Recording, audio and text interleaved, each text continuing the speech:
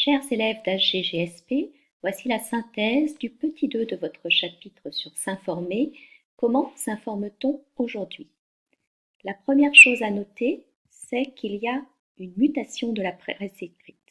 On a une crise de la presse écrite, en particulier de la presse quotidienne régionale. On enregistre un nombre de lecteurs en recul net, dès lors qu'il s'agit du support papier. Depuis 2012, en France, on enregistre à peu près moins 3% de lecteurs en moins par an pour les éditions papier. Du coup, ces éditions papier sont souvent doublées d'un site d'information en ligne. Le journal Le Monde dispose d'un site d'information en ligne, comme Le Figaro, comme beaucoup d'autres journaux qui existent en presse papier.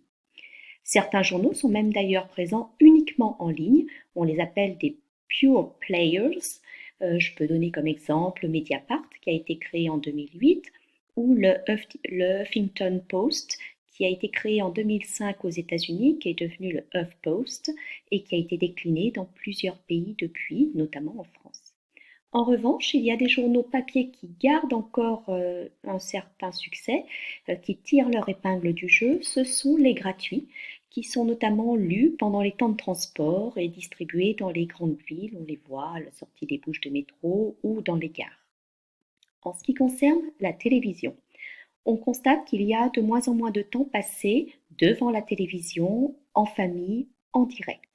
Il y a eu également une multiplication des chaînes depuis le début des années 2000 en France avec l'apparition de la TNT. Il faut bien se souvenir qu'il y avait seulement 6 canaux en 2005 et il y en a beaucoup plus aujourd'hui, ce qui met les chaînes en concurrence.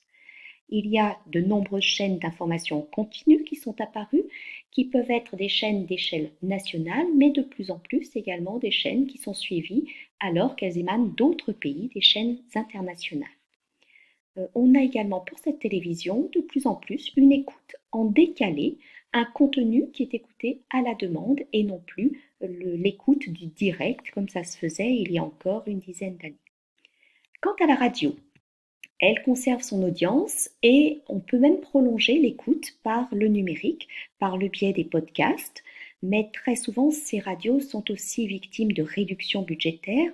Pendant l'année 2019, Radio France a été en grève plusieurs jours pour protester contre la réduction de son budget. Mais surtout, ce qui est frappant dans l'évolution de l'information, c'est le développement de l'Internet mobile depuis le début des années 2000. Le smartphone est devenu le support médiatique plébiscité, et pas seulement à l'échelle française, à l'échelle mondiale, et notamment par les jeunes. Les réseaux sociaux sont devenus des outils d'information et sont eux-mêmes un support de communication, c'est-à-dire qu'à partir du moment où ils relaient l'information, ils la créent d'une certaine manière, puisqu'il y a une interaction entre celui qui reçoit l'information et celui qui l'a produite. S'informer devient donc de plus en plus une pratique individuelle et dépend de l'âge. On ne s'informe pas de la même manière si on est jeune ou si on est plus âgé. Les plus âgés restent davantage attachés aux médias traditionnels, la presse papier, la télévision, la radio par exemple. Cela dépend également des centres d'intérêt de chacun. De plus en plus, on consomme à la demande selon ses centres d'intérêt et on reçoit des notifications selon ses propres centres d'intérêt, ce qui réduit véritablement le champ de l'information.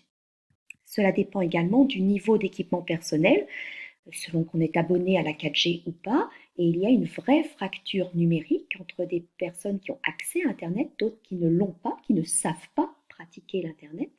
Également entre ceux qui sont dans des zones blanches, c'est-à-dire des zones où ils ne captent pas, où il n'y a pas de réseau, et ceux qui, au contraire, ont un réseau performant. Ça dépend également du niveau d'équipement collectif, le niveau du développement du pays. 86% des Européens possèdent un accès à Internet, mais seulement 36% des Africains. On voit bien qu'on n'est pas du tout dans la même situation. Enfin, pour terminer, comment s'informe-t-on aujourd'hui? Eh bien, il faut savoir qu'on ne s'informe pas forcément facilement et que la censure est encore très présente. Et je vais terminer avec cette carte produite par Reporters sans frontières qui montre la situation de la liberté de la presse dans le monde en 2018. Et l'on voit bien que les pays qui sont en noir dans cette échelle de la liberté de la presse, ces pays qui sont pointés du doigt comme étant dans une situation désastreuse en termes de liberté de la presse, comme la Chine, ou l'Iran, ou la Libye, ou l'Arabie saoudite, le Yémen, le Somalie. Ils sont très nombreux ces pays, et même ceux qui sont en rouge sont également très nombreux, des pays comme la Russie, l'Inde, l'Algérie ou le Mexique par exemple.